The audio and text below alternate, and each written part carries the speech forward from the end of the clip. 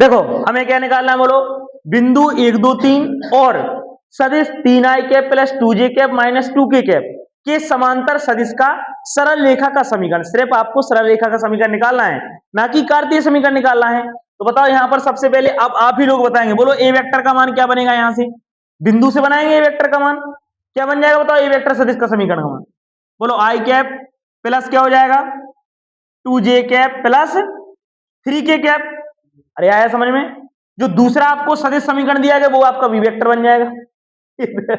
ये बावड़े दोनों हैं, ये तो देख रहे हैं एक दूसरे को। ऐसे देखो तो बी वेक्टर का मान क्या बनेगा बोलो, 3i cap plus 2j cap, इधर देखो दांत नहीं निकालो, और माइनस के 2k कैप। अब बेटा ये बताओ सरल रेखा का समीकरण होता क्या है? अब कुछ तो ऐसे गधे हैं जिन्हें पहले ही समीकरण याद नहीं हुआ होगा। आर वेक्टर बराबर क्या होता है बोलो, लकी एंड शिवा।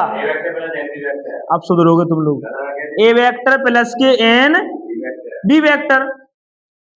तो बोलो ए वेक्टर का मान कितना बताइए।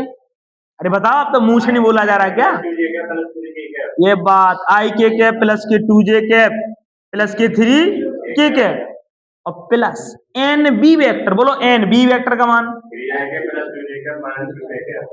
प्लस के 2j कैप माइनस के 2k कैप। अब सुनो, वैसे तो आंसर इतना ही आ गया, आंसर अपना हो गया।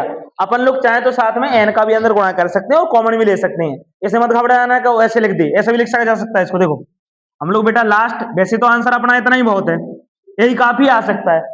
अब अगर आपको आगे और बढ़ाना है तो हम लोग ये भी लिख सकते हैं, इन दोनों में देखो एन का अंदर गुणा करो, आई कैप कॉमन ले लो, तो आई कैप कॉमन ले लीजिए, क्या बन जाएगा बोलो 1 प्लस का 3n है प्लस इधर जे कैप कॉमन ले लो बेटा, क्या बनेगा बोलो 2 प्लस के 2n प्लस अब के कैप कॉमन ले लीजिए, के कैप जब कॉमन ले लो क्या बचेगा बताओ 3 प्लस माइनस के, वेरी गुड, 3 माइनस के 2n।